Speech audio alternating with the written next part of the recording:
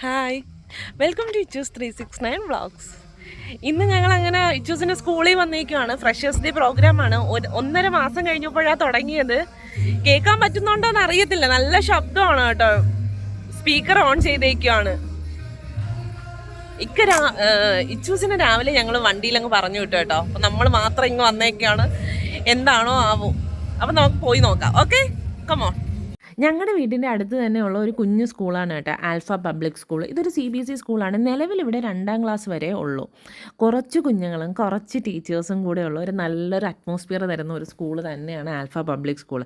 അപ്പോൾ ഇന്ന് freshers day programme വെച്ചേക്കുകയാണ്. നമുക്ക് പോയി നോക്കാം ഇവിടെ എന്തൊക്കെ പരിപാടികളാണ് നടക്കുന്നതെന്ന്. കുഞ്ഞുകുട്ടികളുടെ പ്രോഗ്രാം അല്ലേ, അപ്പോൾ എങ്ങനെയാണ് ഇന്നത്തെ ദിവസം.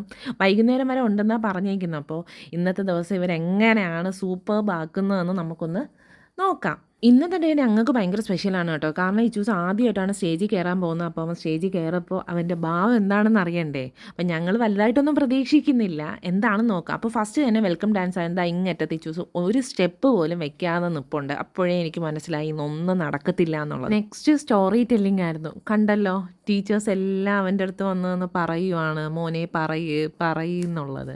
അപ്പം ഈ ടീച്ചേഴ്സിൻ്റെ സപ്പോർട്ട് കൊണ്ട് പിന്നെ കുറച്ചൊക്കെ ഒന്ന് പറയാനായിട്ട് തുടങ്ങി. പിന്നെ നമ്മൾ ഓർമ്മിപ്പിച്ചു കൊടുക്കുന്നുണ്ട്. അങ്ങനെ അവൻ പറയാൻ ഫസ്റ്റ് ടൈമാണ് അവൻ മൈക്കിൽ കൂടെ സംസാരിക്കുന്നത്. അതുകൊണ്ടാണ് അവൻ ചെവി പൊത്തി പിടിക്കുന്നത്. അവരാരും മൈക്ക് കണ്ടിട്ടില്ലല്ലോ. പിന്നെ ഇതുപോലെ ധാരാളം കുട്ടികൾ വരുന്നുണ്ട്, പോകുന്നുണ്ട്. എൻ്റെ മോനെ മാത്രമേ ഞാനിവിടെ കാണിച്ചിട്ടുള്ളൂ, വേറെ ആരെയും കാണിച്ചിട്ടില്ല.